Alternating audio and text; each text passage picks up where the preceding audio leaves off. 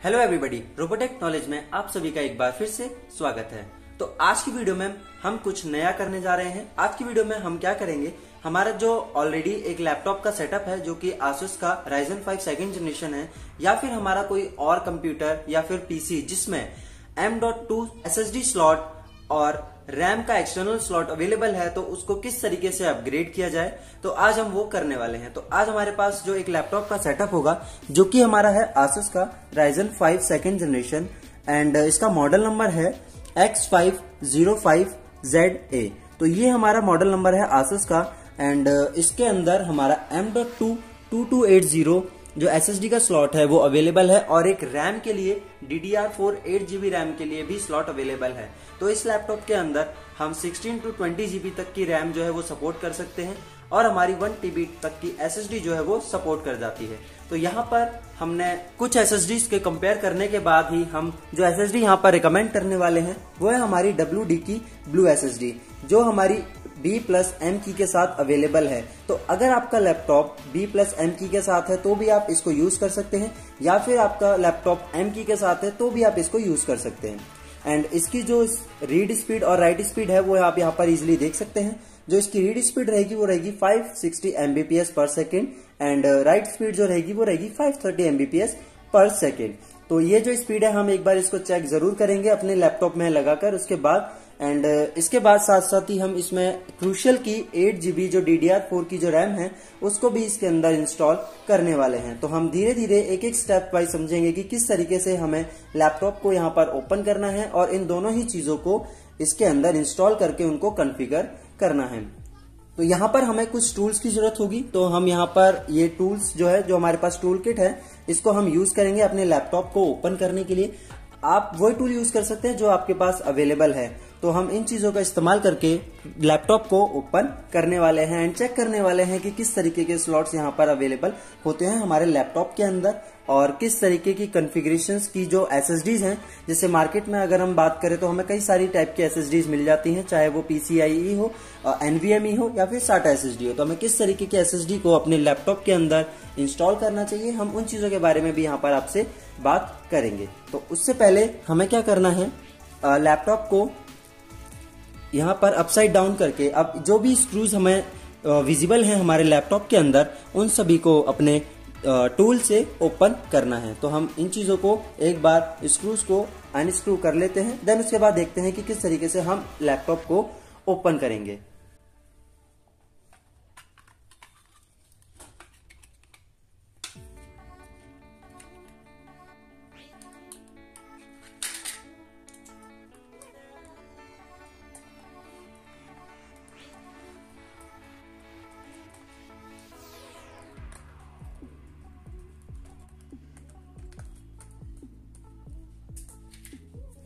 तो यहाँ पर हमने अपने सारे जितने भी स्क्रू थे अपने लैपटॉप के जो बैक पैनल पे उनको ओपन कर लिया है। एक और यहाँ पर रह गया स्क्रू भी ओपन कर लेते हैं एंड उसके बाद यहाँ पर हमारे सारे स्क्रू जो है वो ओपन हो चुके हैं। अब हमें क्या करना है, अब इस लैपटॉप को आप बिल्कुल सीधा कर लीजिए एंड इसको जो इसका स्क्रीन पैनल है उसको ओपन कर लीजिए एंड यहाँ पर ये जो लैपटॉप है, अब ये जो ओपन होगा इसका कीबोर्ड पार्ट जो है वो ऊपर की तरफ आएगा।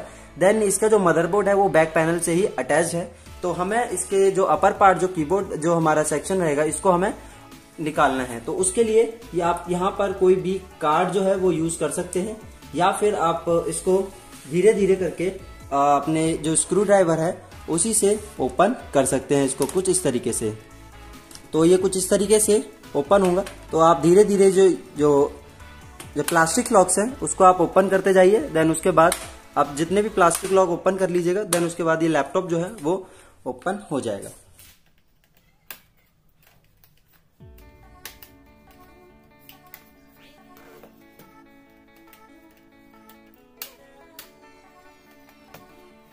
तो जितने भी प्लास्टिक्स के जो हमारे लॉक थे वो ओपन हो चुके हैं। जो हमारे स्क्रीन के पास के जो लॉक हैं ये ओपन नहीं हुए हैं, इनको हम मैनुअली हाथ से कुछ इस तरीके से ओपन कर लेंगे। तो ये इस तरीके से ओपन हो जाएंगे। देन उसके बाद अब आप इसे इजीली जो है अपर साइड पे निकाल सकते हैं। माउस पैड और जो कीबोर्ड पैड है उसको हमें इजीली से इस तरीके से हटाना है ताकि हमारा बाकी का जो मदरबोर्ड है उस पर कोई भी इफेक्ट ना हो। एंड इसको इजीली आराम से जो है रिमूव कर देना है। तो ये हमारा कीबोर्ड वाला और माउस पैड जो हमारा कनेक्शन लगा हुआ था, इसको हमने रिमूव कर दिया है अपने लैपटॉप से। अब यहाँ पर कुछ पार्ट्स देख लेते हैं लैपटॉप के अंदर। एंड अब उससे पहले मदरबोर्ड को निकालने से पहले, अब यहाँ पर आप कोई भी पोर्ट्स इजीली नहीं देख पा रहे होंगे। एंड अब इसके जो हम SSD और जो हम रैम है वो इंस्टॉल करेंगे इसके बैक साइड पे। तो जो मदरबोर्ड की जो ये अपर साइड देख रहे हैं, इसके डाउन साइड पे ही हमारे जो दोनों डिवाइसेस हैं वो यहाँ पर लगने वाले हैं।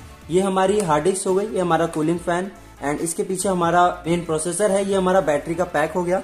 एंड ये कुछ हमारी एक्सेसरीज जो साइड में लगी हुई हैं।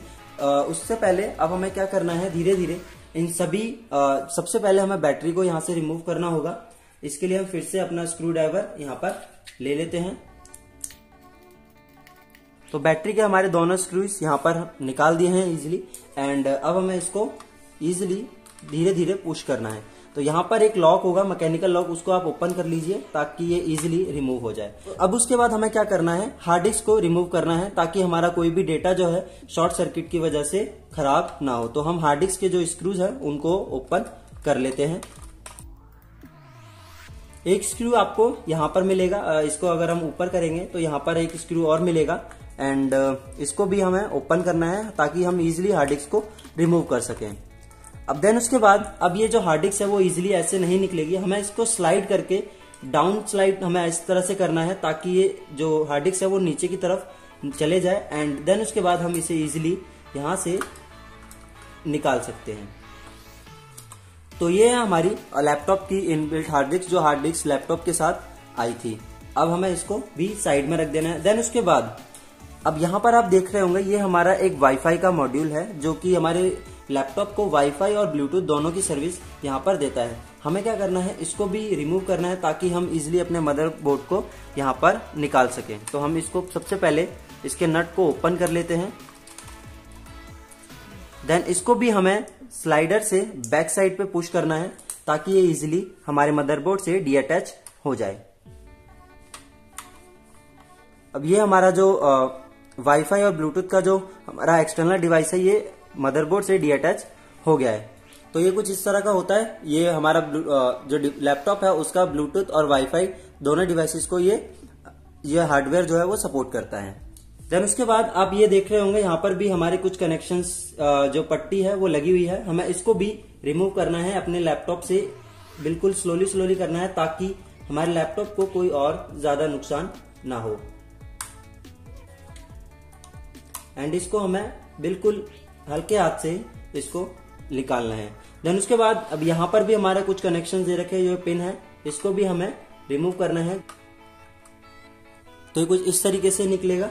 देन उसके बाद अब हमें मदरबोर्ड के स्क्रूज को यहाँ पर निकालना है ताकि हम मदरबोर्ड को भी ओपन कर सके। तो ये कुछ स्क्रूज होंगे यहाँ पे, जैसे कि एक यहाँ हो गया, एक यहाँ पर है, एक ये रहा। एंड ये 3 ही स्क्रूज है। एंड इनको ओपन कर लेते हैं।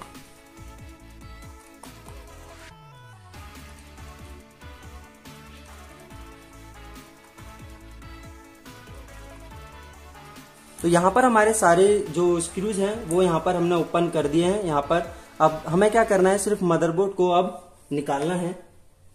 इसको आराम से आप निकालने की कोशिश कीजिए। एंड ये अगर इजीली निकल जाए, अब इसको आप इस तरीके से जो है रख सकते हैं। अब यहाँ पर ये ध्यान दीजिएगा, ये हमारी डिस्प्ले की और कैमरे की वायर है, इसको कोई भी डैमेज ना हो। तो इस तरीके से हमें इसको मदरबोर्ड को रिमूव करना है।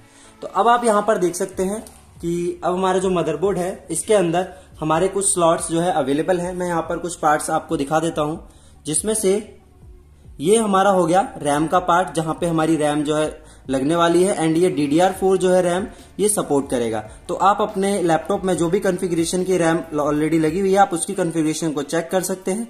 एंड यहाँ पर उसी के कंपैरिजन में आप एक अच्छी रैम यहाँ पर अपने लैपटॉप में लगवा सकते हैं।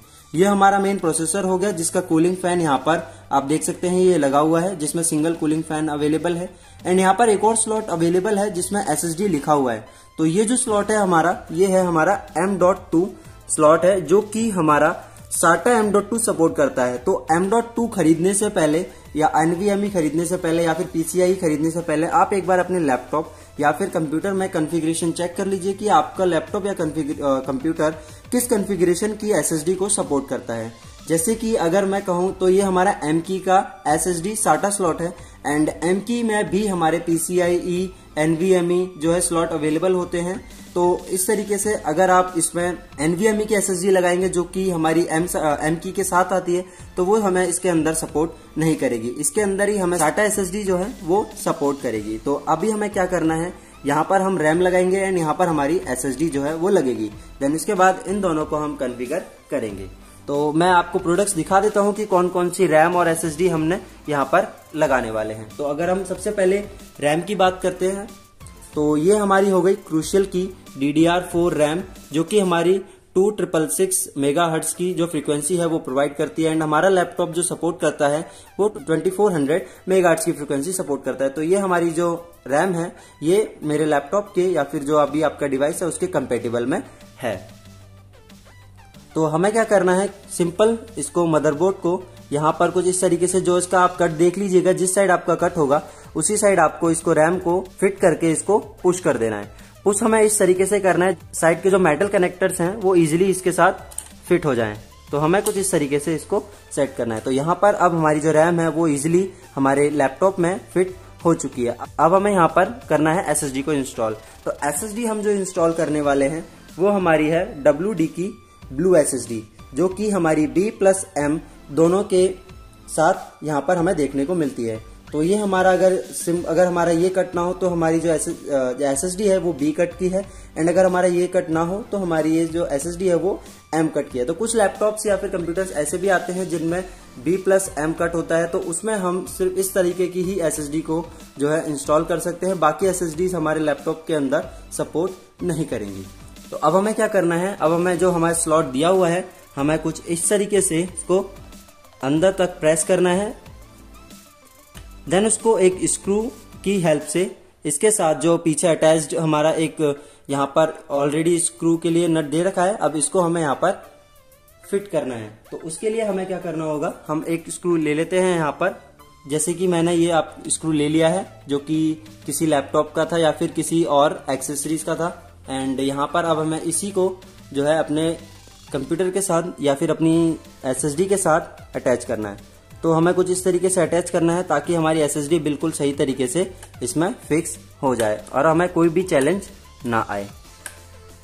तो ये बिल्कुल अच्छी तरीके से टाइट हो गई है। एक बार और देख लीजिए इसके जो इंस्टॉलेशन है वो किस तरीके से होने वाली है। हमारी जो रैम रहेगी वो यहाँ पर आप देख सकते हैं जो कट अवेलेबल है, यहाँ पर ये DDR4 का कट है एंड ये हमारी SSD है WD की ब्लू SSD एंड ये 3.3 वोल्ट पे काम करती है। तो यहाँ पर आपको अगर किसी भी प्रोडक्ट के बारे में जानकारी चाहिए तो आप हमें कमेंट बॉक्स में कमेंट कर सकते हैं, हम आपको जरूर यहाँ पर रिप्लाई देंगे।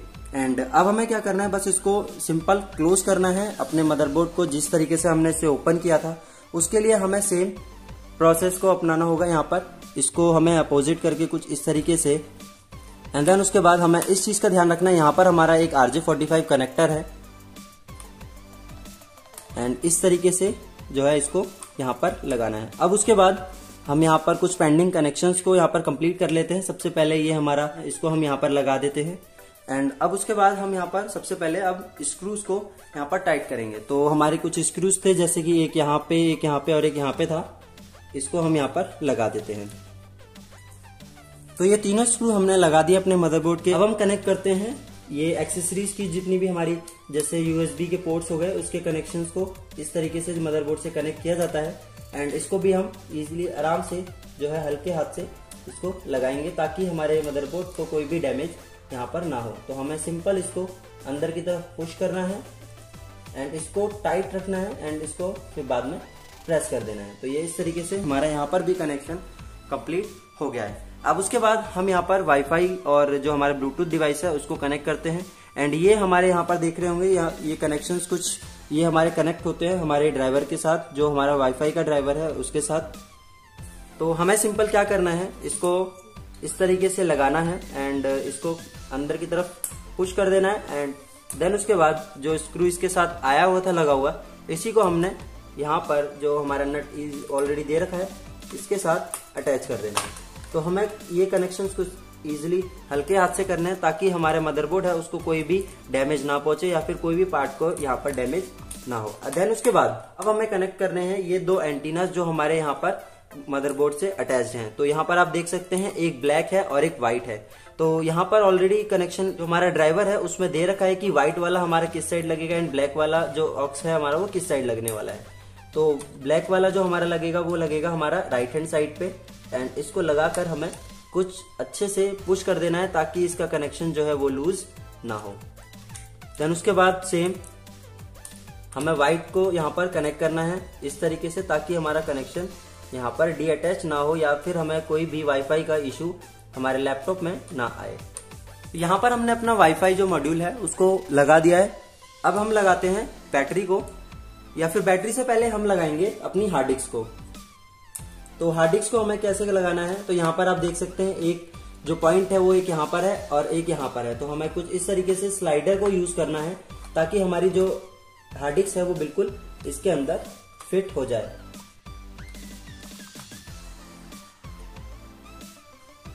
तो ये हमारी जो हार्ड डिस्क है वो फिट हो गई है। आप यहाँ पे कनेक्शंस यहाँ पर आप देख लीजिएगा कि जो हमारा स्लाइडर है वो नीचे की साइड ही है ताकि हमारी एसएसडी बिल्कुल अच्छे से फिट हो जाए इसके अंदर। अब हमें इसमें नट्स जो है वो टाइट कर देने हैं।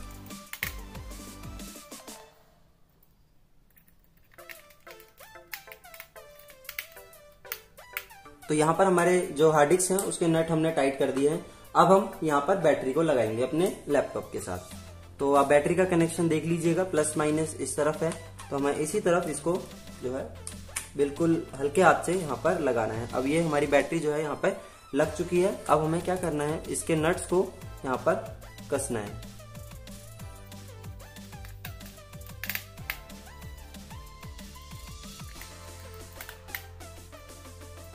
तो ये हमारी बैटरी भी यहाँ पर ऑलरेडी अब लग चुकी है। अब आता है हमारा मेन काम जो कि है हमारा कीबोर्ड और माउस का जो हमारा पैनल है उसको यहाँ पर आराम से और ध्यान से लगाना ताकि हमारा कोई भी जो पार्ट है वो डैमेज ना हो मदरबोर्ड का। तो ये हमारा पैनल हो गया कीबोर्ड का और माउस का। अब हमें इसको किस तरीके से लगाना है, सिंपल हमें क्या करना है, इस तरीके से इसको आप बिल्कुल ध्यान से ऊपर की साइड कर लीजिए एंड ये हमारा जो ब्लू कलर का जो पॉइंट रहता है ये प्रेस करने के लिए रहता है ताकि हम इसको बिल्कुल अच्छे से प्रेस कर सके। तो यहाँ पर हमने कीबोर्ड का हमारा जो पॉइंट है उसको लगा दिया है। अब बात करते हैं माउस की। अब माउस को भी हमें सेम इसी तरीके से जो है लगाना है। तो ये हमारे माउस और कीबोर्ड के जो पैनल है उसके जो कनेक्शंस हमने कर दिए हैं। अब सिंपल इसको यहाँ पर डाउन रखना है एंड इसको अब ओपन कर लेना है। तो हम ओपन करके एक बार टेस्ट करेंगे कि हमारी जो हार्ड डिस्क है या फिर हमारी जो एसएसडी है और रैम है वो यहाँ पर बिल्कुल अच्छे से काम कर रही है नहीं। तो अब इसको हम अब कॉन्फ़िगरेशन करने के बाद आपको यहाँ पर फिर से दिखाएंगे कि किस तरीके से हमारी जो एसएसडी है या फिर रैम है वो यहाँ पर काम करेगी और किस तरीके से इसकी कॉन्फ़िगरेशन को यहाँ पर किया जाएगा। हमारा जो लैपटॉप है वो ओपन हो चुका है। अब हम क्या करते हैं, इसकी जो बाकी के स्क्रूज हैं उनको यहाँ पर फिट कर देते हैं। देन उसके बाद इसको हम कॉन्फ़िगर करेंगे। अब चलते हैं इसके नेक्स्ट पार्ट पे। तो हमने यहाँ पर WD की SSD और क्रूशियल की रैम 8GB DDR4 इसको इंस्टॉल कर लिया है एंड कुछ एप्लीकेशंस भी हमने विंडो के साथ साथ डाल लिए हैं अपनी SSD के अंदर। तो अब हम यहाँ पर अपने लैपटॉप की परफॉर्मेंस को चेक करने वाले हैं कि किस परफॉर्मेंस पे हमारा लैपटॉप यहाँ पर वर्क करने वाला है। तो उसके लिए हम सबसे पहले टास्क मैनेजर ओपन करेंगे कंट्रोल शिफ्ट एंड ESC के साथ एंड यहाँ पे परफॉर्मेंस में जाकर हम चेक कर सकते हैं कि किस तरीके का अब हमारा CPU जो है वो परफॉर्मेंस प्रोवाइड कर रहा है। मेमोरी हमें कितनी मिल रही है, जैसे हमने 8GB इसकी इंटरनल मेमोरी थी एंड 8GB हमने और एक्स्ट्रा DDR4 की यहाँ पर क्रूशियल की यहाँ पर लगाई एंड यहाँ पर आप अब देख सकते हैं अवेलेबल जो है 15GB यहाँ पर हमें अवेलेबल स्पेस दिखा रहा है, जिसमें टोटल जो है वो हमारा 16GB है एंड 1GB जो हमारा वो होगा हार्डवेयर के लिए जो रिजर्व रहता है। बाकी हमें 15GB जो है यूजेबल मिल रही है एंड यहाँ पर आप देख सकते हैं कितनी अभी अवेलेबल है बाकी सारे एप्लीकेशंस को कंज्यूम करने के बाद। अब आते हैं HDD मीन्स हमारी हार्ड डिस्क पर। तो ये हमारी हार्ड डिस्क हो गई एंड एक और हमारी यहाँ पर आ गई डिस्क 1 SSD जो कि अब हमारी M.2 स्लॉट में इंस्टॉल थी। यहाँ पर आप परफॉर्मेंस देख सकते हैं कि कितनी आपकी अभी इस टाइम पर परफॉर्मेंस मिल रही है। तो हमने जो मॉडल WD का लिया था वो था WD-S500G2B0B। तो ये हमारा 500 GB की WD की SSD है। एंड इसके साथ साथ हम यहाँ पर WD का एप्लीकेशन भी इंस्टॉल कर लिया है, जो कि हमारा WD डैशबोर्ड के नाम से है। अब हमें इसको डैशबोर्ड सर्च करना है एंड इसको ओपन करना है। तो अब हमारा जो एप्लीकेशन खुलने वाला है वो हमारा WD का खुद का एप्लीकेशन खुलेगा, जो कि SSDs के लिए या फिर अब अगर आप कोई भी स्टोरेज डिवाइस लेते हैं WD का, उसके लिए ये कंपेटेबल होता है। तो इसको हमने अपने लैपटॉप में इंस्टॉल कर लिया है। अब इसको ओपन करके देखते हैं कि इसका इंटरफेस किस तरह का हमें देखने को मिलता है। तो यहाँ पर आप देख सकते हैं फ्री स्पेस 435.1 GB है, यूज 65, टोटल हमारी 500 GB की है।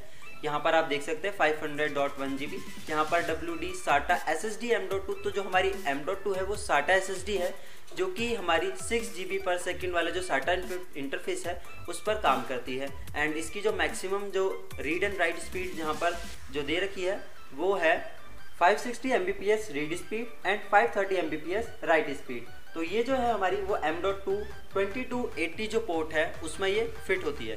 तो ये जो हमारी SSD है वो B+M की के साथ है एंड हमारा जो लैपटॉप है वो M की का है। तो हमारा जो स्लॉट है वो इस स्लॉट को भी सपोर्ट करता है। तो इसलिए हमने अपने लैपटॉप में ये वाली SSD लगाई है, जिसमें हमें काफ़ी अच्छी परफॉर्मेंस जो है अपने लैपटॉप से मिलने वाली है। प्लस इसके साथ साथ हमने इसमें 8 GB रैम जो है उसको भी इम्प्रूव किया है।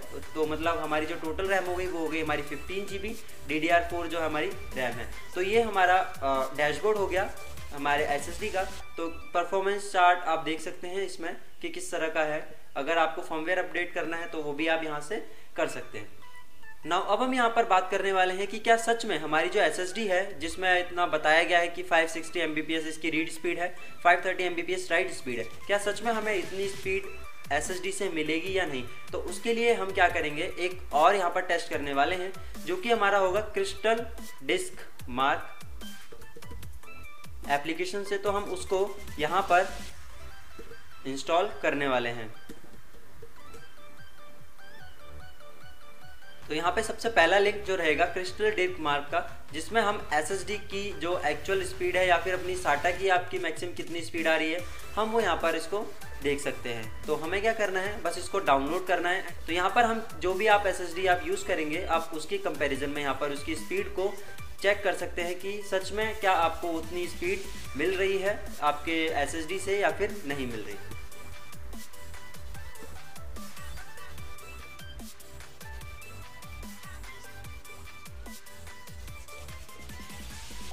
तो यहाँ पर जो हमारा एप्लीकेशन है क्रिस्टल डिस्क मार्क का, हमें उसको यहाँ पर इंस्टॉल करना है एंड इसको अपने लैपटॉप में इंस्टॉल करके हम चेक कर सकते हैं कि हमारी जो SSD है या फिर हमने जो HDD लगाई हुई है उसकी जो मैक्सिमम स्पीड राइट और रीड की कितनी है वो हम यहाँ पर चेक कर सकते हैं।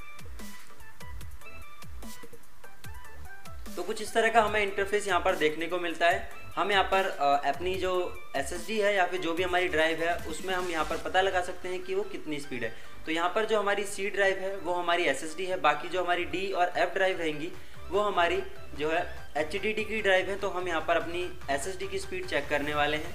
यहाँ पर इसको बस ऑल पे क्लिक कर देना है। अब यहाँ पर हमारा जो टेस्ट है वो स्टार्ट हो चुका है। अब यहाँ पर हम इसकी प्रॉपर जो स्पीड है उसको यहाँ पर टेस्ट कर सकते हैं।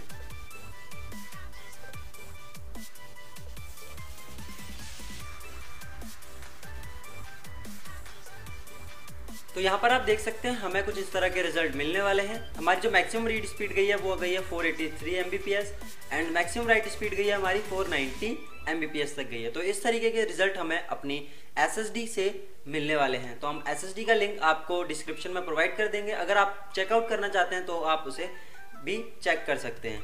अब हम यहाँ पर आपको बताने वाले हैं कि आप अपने लैपटॉप की या फिर कंप्यूटर की स्पीड को थोड़ा सा कैसे इंप्रूव कर सकते हैं। तो उसके लिए हम क्या करेंगे, यहाँ पर कुछ टेम्पररी फाइल्स को अपने लैपटॉप से या फिर कंप्यूटर से डिलीट करेंगे, जिससे कि हमारे कंप्यूटर पे थोड़ा सा इफेक्ट जो है परफॉर्मेंस की कंपैरिजन में देखा जाए तो और थोड़ा इम्प्रूव हो जाएगा। तो उसके लिए आपको क्या करना है, सिर्फ 2 सिंपल छोटे से स्टेप्स हैं। हमें यहाँ पर रन प्रोग्राम को ओपन करना है। विंडो R से भी आप कर सकते हैं या फिर आप डायरेक्टली सेटिंग में जाकर भी आप यहाँ पर रन को क्लिक करके यहाँ पर ओपन कर सकते हैं। एंड इसके बाद अब यहाँ पर हमें टेम्पररी फाइल्स को सर्च करना है, जो कि हमारा रहेगा परसेंटेज TEMP एंड देन उसके बाद फिर से परसेंटेज, एंड इसको हमें ओके करना है।